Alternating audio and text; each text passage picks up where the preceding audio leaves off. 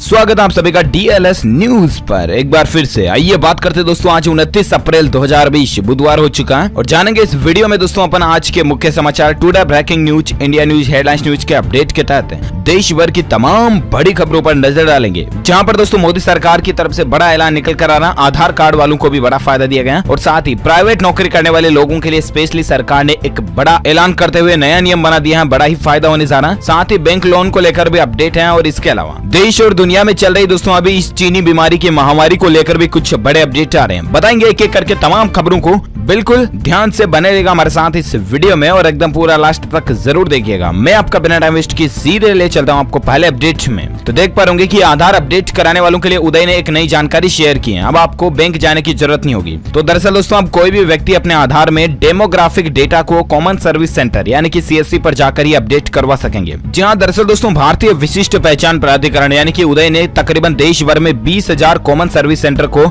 आधार update करने की इजाजत दे दी है। पहले ये काम बैंकिंग कॉरेस्पोंडेंट में होता था, लेकिन अब यहाँ पर भी हो पाएगा। ठीक है, और साथ ही अगला अपडेट आ रहा कि संभल कर अगर मास्क नहीं पहना दोस्तों तो इस देश में लगेगा 8 लाख रुपए का फाइन। जी हाँ, आपको बता दें जर्मनी देश के अंदर दोस्तों इस बीमारी के वायरस के संक्रमण को रोकने के लिए नियम कानून कायदों को थोड़ा सख्त कर दिया, कठोर कर दिया। और अब यहाँ पर दोस्तों नए नियम के मुताबिक जर्मनी में पब्लिक ट्रांसपोर्ट, लंबी दूरी की ट्रेनों और दुकानों में सामान की खरीदारी करते वक्त मास्क लगाना जरूरी होगा। देश भर में ये कानून लागू हो चुका है और जुर्माने की रकम होगी 2,000 रुपए से लेकर 8 लाख रुपए तक। अलग अलग जगहों पर अलग अलग हिसाब से जुर्माना लगाया जाएगा। तो ये खबर मैं आपको इसलिए बता रहा हूँ दोस्तों, अंतर्राष्ट्रीय न्यूज अपडेट है, लेकिन आप भी घर से बाहर निकले तो जरूर मास्क लगा के जाएं। हमारे भारत में भी कई राज्य सरकारों ने इस तरह के नियम कंपलसरी भी बना दिए, आपको पता होगा। ठीक है, और साथ ही फिलहाल अगला अपडेट आ रहा है कि केंद्र सरकार का वर्क फ्रॉम होम पर एक बड़ा फैसला है। IT BPO कंपनियों के कर्मचारी 31 जुलाई तक करेंगे घर से काम। सरकार ने इनकी छूट सीमा को बढ़ा दिया। जी हाँ, तो दरअसल दोस्तों अभी जो बीमारी के वायरस के संक्रमित मामलों को बढ़ते हुए देखते हुए सरकार ने IT कंपनियों के कर्मचारियों के लिए घर से काम करने की छूट को 31 जुलाई तक बढ़ा दिया।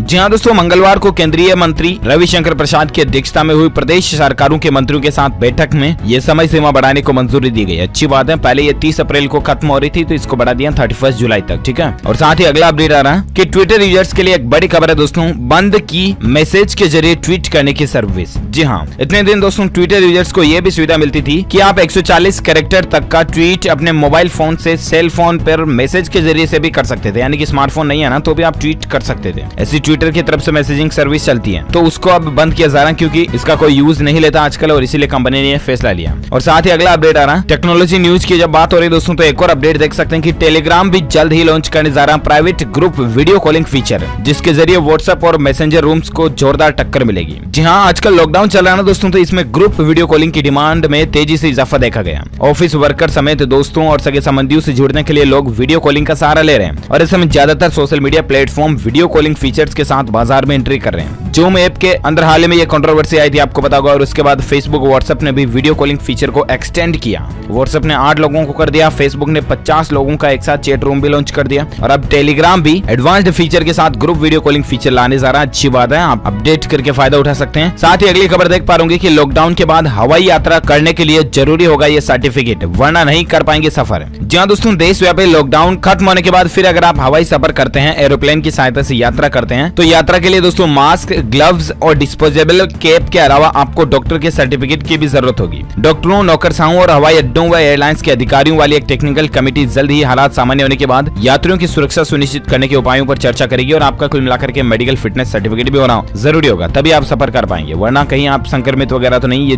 डाउट रहता है ना, इसलिए। चलिए साथ ही अगला अपडेट देख पा रहे कि निजी कर्मचारियों को पूरी सैलरी देने के आदेश पर सुप्रीम कोर्ट ने नहीं लगाई है रोक। गृह मंत्रालय से 2 सप्ताह के अंदर अंदर जवाब मांगा है। अब देखते हैं गृह मंत्रालय की तरफ से क्या जवाब दिया जाता है। जो भी अपडेट आएगा मैं आपको DLS न्यूज के ऊपर जरूर बताऊंगा 2 वीक्स के अंदर। और फिलहाल अगली खबर आप देख पा रहे अच्छी खबर है, 48 घंटे बाद केंद्र सरकार का ये ऑफिस सामान्य तरीके से काम करने लगेगा। जी हाँ दोस्तों, देश भर में जहाँ अभी लॉकडाउन लगा हुआ और सब कुछ काम धंधे व्यापार रोजगार बंद है और इस बीच काफी कुछ चीजें धीरे धीरे शुरुआत होने जा रही है, राइट। और इसी कड़ी में दोस्तों नीति आयोग का ऑफिस जो है ना, नीति भवन, वो 48 घंटों के बाद सामान्य तरीके से अपना कामकाज शुरू कर देगा और ये ऑफिस खुल जाएगा। चलिए साथ ही अगला अपडेट आ रहा कि देश के अंदर अप्रैल महीने में एक भी कार नहीं बिकी है। जरा सोचिए दोस्तों, बड़ी ही चौंकाने वाली खबर है। इतिहास में पहली बार ऐसा महीना निकला है ना जिस महीने में भारत में एक भी कार नहीं बिकी है। अब जरा सोचिए ऑटोमोबाइल इंडस्ट्री की हालत क्या हो चुकी होगी, और यही हालत दूसरी इंडस्ट्रियों की भी है, दूसरे मार्केट के लेवल्स भी यही है। हालांकि मई में हालात सुधरने की फिर भी उम्मीद नजर नहीं आ रही है। देखते हैं गवर्नमेंट जरूर इकोनॉमी को वापस बूस्ट करने के लिए कुछ न कुछ नए प्लान बनाएगी। मोदी सरकार इसको लेकर क्या नई योजनाएं लेकर आती है, हम सभी को बेसब्री से इंतजार रहेगा।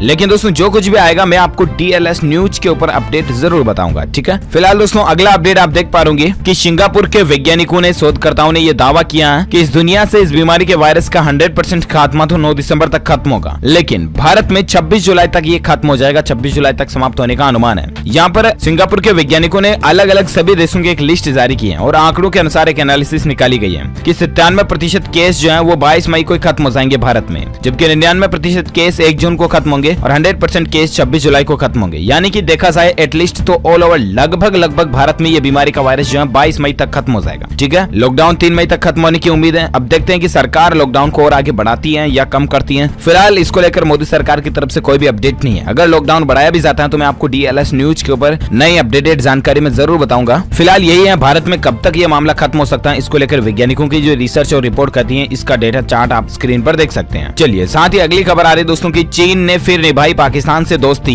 इस बीमारी के बीच पाकिस्तान के लिए अच्छी खबर आई है। दरअसल दोस्तों ये लड़ाई झगड़ा फैलाने वाले पाकिस्तान को चीन पहले भी कई चीजों की मदद कर चुका है और अब एक बार फिर से चीन ने पाकिस्तान की मदद करते हुए ये पहल की है, जहां फाइनेंशियल एक्शन टास्क फोर्स की ओर से दिए गए टारगेट को पूरा करने के लिए पाकिस्तान को और समय मिल गया, क्योंकि ये बीमारी का संकट की वजह से मनी लॉन्ड्रिंग और इस तरह के संगठनों की फंडिंग की निगरानी संस्था ने अपनी गतिविधियों को टाल दिया। और ये दोस्तों चाइना कुल मिलाकर के नहीं सुधरेगा, बस यही है। ना तो ये जांच करवाने दे रहा है, ना ही अमेरिका को, ना ही ऑस्ट्रेलिया को, ऊपर से पाकिस्तान की मदद कर रहा है। करना क्या चाहता है। साथ ही अगला अपडेट देख पा रहे कि सरकार ने एयर इंडिया कंपनी की नीलामी के लिए बोली लगाने की समय सीमा को 2 महीने और बढ़ा दिया और अब 30 जून तक बोली लगाई जा सकेगी। तो ये अपडेट है। और साथ ही अगली खबर देख पा रहे कि हल्के लक्षण दिखने पर होम आइसोलेशन के लिए सरकार ने एक गाइडलाइंस जारी कर दी है। मरीज ये काम कर सकते हैं। देश में जो अभी ये दोस्तों चीनी बीमारी के वायरस को लेकर जो संक्रमित लोगों की संख्या दिनों दिन बढ़ती जा रही है, इसी को ध्यान में रखते हुए हमारे भारत के स्वास्थ्य मंत्रालय की तरफ से यानी यूनियन हेल्थ मिनिस्ट्री ने नई गाइडलाइंस जारी की है। और इस गाइडलाइंस के मुताबिक अगर किसी व्यक्ति में इसके लक्षण दिख रहे हैं तो उनके घर पर आइसोलेशन की अगर पूरी सुविधा है तो उन लोगों को घर पर ही आइसोलेशन में रहने की मंजूरी दे दी गई है। इतने दिन हॉस्पिटल वगैरह में जाना कंपलसरी था, सरकारी व्यवस्था में रहना जरूरी था, लेकिन अब घर पर ही रह सकते हैं अगर आपके घर पर प्रॉपर आइसोलेशन की व्यवस्था है तो, ठीक है। और साथ ही अगली खबर आप देख पा रहे कि दोस्तों सिसोदिया ने HRD मंत्री से कहा कि 10वीं और 12वीं के बच्चों को भी इंटरनल एग्जाम के आधार पर पास किया जाए। दरअसल बात कुछ यूं है कि दिल्ली के एजुकेशनल मिनिस्टर जो है ना, शिक्षा मंत्री मनीष सिसोदिया ने कहा कि 10वीं और 12वीं की लंबित बोर्ड परीक्षाओं को आयोजित करना अभी संभव नहीं है। छात्रों को आंतरिक मूल्यांकन के आधार पर अगली कक्षा में प्रोन्नत किया जाना चाहिए। इसको लेकर दोस्तों ANI हिंदी न्यूज की तरफ से ट्वीट भी किया गया, आप देख सकते हैं स्क्रीन पर। तो ये दिल्ली में हो सकता है 10th 12th के एग्जाम भी कैंसिल हो जाए और एक्सटेंड किया जाएगा, बच्चों को नेक्स्ट क्लास में प्रमोट किया जाएगा सीधा, ठीक है। और साथ ही अगला अपडेट आ रहा है कि पैसों की समस्या से निपटने के लिए भारतीय स्टेट बैंक यानी कि SBI किसानों को कम ब्याज पर एग्री गोल्ड लोन दे रहा है। भारतीय स्टेट बैंक ने एक नई पहल शुरू की है। देश में जो अभी ये बीमारी का संकट चल रहा है, इसके आर्थिक संकट को सुधारने के लिए और किसानों को फायदा देने के लिए SBI ने एग्री गोल्ड लोन स्कीम शुरू की है। इसके तहत दोस्तों किसान जो है ना वो सोने के जेवर देकर अपनी जरूरत के मुकाबले लोन ले सकते हैं। लॉकडाउन के बीच 5 लाख किसानों ने इसका फायदा भी उठाया है। इस स्कीम से जुड़ी कुछ खास बातें आप देख सकते हैं। आप SBI योनो ऐप के जरिए भी इस लोन के लिए सीधा अप्लाई कर सकते हैं। अगर जमीन वगैरह नहीं है तो भी किसान लोन ले सकते हैं। इसको लेकर डिटेल आप देख सकते हैं। और साथ ही अगली खबर में बात करें दोस्तों अभी तक इस बीमारी के संक्रमण को चल रहे आंकड़ों को लेकर, तो आप देख सकते हैं दोस्तों कि भारत में पिछले 24 घंटों के दौरान इसके आंकड़े 1594 नए पाए गए और अभी आंकड़ा 30,000 के पार पहुंच चुका है। अभी का लाइव अपडेट जो आ रहा है उसके अनुसार बड़ी खबर आप देख सकते हैं दोस्तों कि दिल्ली में इसके मामले बढ़कर 3314 हो चुके हैं और पिछले 24 घंटों में 206 नए मामले तो दिल्ली में देखे गए। वहीं पूरे भारत में इसकी संख्या की अगर बात करें ना तो 30,000 से ज्यादा आंकड़े इसके पहुंच चुके हैं। भास्कर के ऊपर जो अपडेट लगाया गया इसके अनुसार आंकड़ों की संख्या आप देख सकते हैं यहाँ पर ज्यादा ही बताई गई है। रिकवर्ड लोग भी हो सकते हैं इसमें शामिल हो। कुल मिलाकर के अभी जो ये संख्या चल रही है आप इसकी जानकारी ऑफिशियल गूगल के ऊपर भी देख सकते हैं। 29,974 और 30 के आसपास पहुंच चुकी है। इसके अलावा जान जाने वाले लोगों की संख्या भी 1000 के समथिंग पहुंच चुकी है। जरा देखिए दोस्तों ये रिकॉर्ड और आंकड़े दिनों दिन बढ़ते जा रहे हैं। प्लीज आपसे रिक्वेस्ट है कि लॉकडाउन के दौरान बाहर ना निकले और हमारे देश के माननीय प्रधानमंत्री नरेंद्र मोदी जी द्वारा जो भी नए नियम कानून कायदे बनाए जाते हैं उनका दिल से और ईमानदारी से पालन करें, फॉलो करें उनको, यही हम सब के लिए बेहतर होगा। और साथ ही अगला अपडेट देख सकते हैं कि मध्य प्रदेश में भी दोस्तों संक्रमित मरीजों की संख्या 2387 हो चुकी है और 120 लोग मध्य प्रदेश से इस दुनिया को अलविदा कह चुके हैं। वहीं आज रिकॉर्ड तोड़ 68 लोगों ने दम तोड़ा है। महाराष्ट्र के अंदर जान जाने वाले की संख्या टोटल 397 पहुंच चुकी है। वहीं बात करें दोस्तों आज के मौसम समाचार पर, तो संपूर्ण भारत के मौसम पूर्वानुमान की अगर नजर डालें बात करें तो अगले 24 घंटों के दौरान दोस्तों भारत के अंदर पूर्वोत्तर भारत में, इसके अलावा पश्चिम बंगाल, तटीय उड़ीसा और केरल के कुछ हिस्सों में हल्की से मध्यम बारिश होने की संभावना और गरज के साथ बौछारें पड़ने का अनुमान भी निकल कर आ रहा है। इन भागों में कहीं कहीं बौछारें भी गिर सकती हैं। इसके अलावा आंतरिक तमिलनाडु, आंतरिक कर्नाटक, आंध्र प्रदेश और तेलंगाना में भी भी कई जगहों पर हल्की से मध्यम बारिश के आसार हैं। इसके अलावा महाराष्ट्र,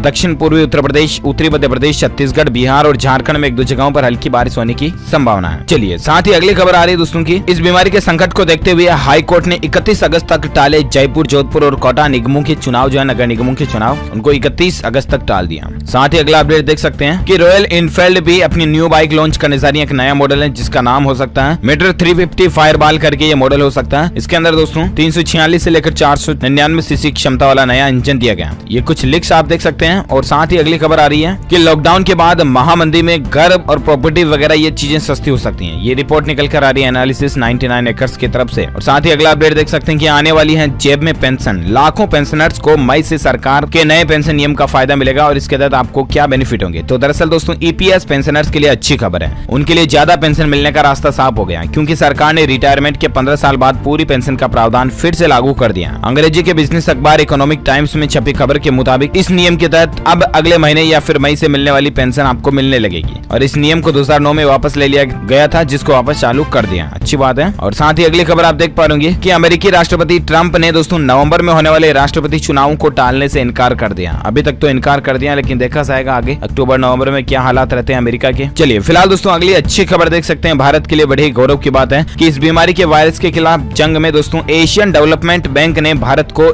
11,400 करोड़ रुपए की सहायता राशि देने की मंजूरी दे दी है। ये भी राहत की बात है। हालांकि ये राशि लोन के रूप में रहेगी, इसको भारत सरकार को वापस चुकाना पड़ेगा। ठीक है, चलिए साथ ही अगला अपडेट देख सकते हैं कि सीआरपीएफ के 12 और जवान इस बीमारी से पॉजिटिव निकले और इसके बाद सरकार ने एक आदेश भी दे दिया। और इस समय सरकार ने सुरक्षा में तैनात जवानों और पुलिस कर्मियों को सतर्कता बढ़ने के निर्देश दिए हैं कि सावधान रहें, बी अलर्ट और ज्यादा अलर्ट रहें। साथ ही अपडेट देख सकते हैं कि 36 दिन बंद रहने के बाद फिर खुली दुनिया की सबसे बड़ी कार बनाने वाली फैक्ट्री। बना चुकी है 4.5 करोड़ कारें। हम बात करें दोस्तों वॉक्सवैगन कंपनी की तरफ से। ये अपडेट निकल कर आ रहा। वॉक्सवैगन कंपनी इतने दिन लॉकडाउन वगैरह में फंसी हुई थी और प्रोडक्शन बंद थे, लेकिन 36 दिनों के बंद रहने के बाद इस कार के प्रोडक्शन हाउस को वापस खोल दिया गया। और ये इतिहास में रिकॉर्ड बन चुका दोस्तों कि 82 सालों के बाद ये पहला मौका है जब इतने टाइम के लिए कार का प्रोडक्शन बंद रहा। तो ये ज्यादा जानकारी आप देख सकते हैं। और साथ ही अगली खबर आ रही है कि इस सरकारी कंपनी में आज से शुरू हुई मैन्युफैक्चरिंग 2 शिफ्ट में काम शुरू हो जाएगा। जी हाँ, सरकारी defence aircraft company Hindustan aeronautics limited HAL में आज से दोस्तों 2 शिफ्ट में काम शुरू होने जा रहा है। तो ये गवर्नमेंट की तरफ से अपडेट है। और साथ ही अगली खबर आप देख सकते हैं, अच्छी खबर है, बंदरों पर कारगर साबित हुई है इस दवाई, यानी कि इस बीमारी के वैक्सीन और दवाई टीके को बंदरों पर सफलतापूर्वक एक्सपेरिमेंट कर लिया गया। इसके अलावा ह्यूमन ट्रायल के लिए ऑक्सफोर्ड यूनिवर्सिटी को मोटी रकम देगा ब्रिटेन और इसके बाद ह्यूमन ट्रायल भी किया जाएगा। और बस दोस्तों भगवान करे कि जल्द से जल्द इसका टीका बन जाए, बड़ी ही राहत की बात होगी ये। और साथ ही अगला अपडेट देख सकते हैं दोस्तों कि अगर किसी ऑफिस में एक इस बीमारी का मरीज मिल जाता ना तो भी ऑफिस को सील नहीं किया जाएगा। सरकार ने इस तरह का क्लेरिफिकेशन भी दे दिया। इसके अलावा अपडेट देख सकते हैं दोस्तों कि लॉकडाउन के बीच राजस्थान राज्य में 92% तक गेहूं की कटाई पूरी हो चुकी है। और बाकी जो बचे हैं किसान भाई लोग, उनसे भी रिक्वेस्ट है कि कटाई पूरी कर लें क्योंकि फिर बारिश वगैरह आ सकती है, मौसम खराब हो सकता है अगले कुछ दिनों में भी।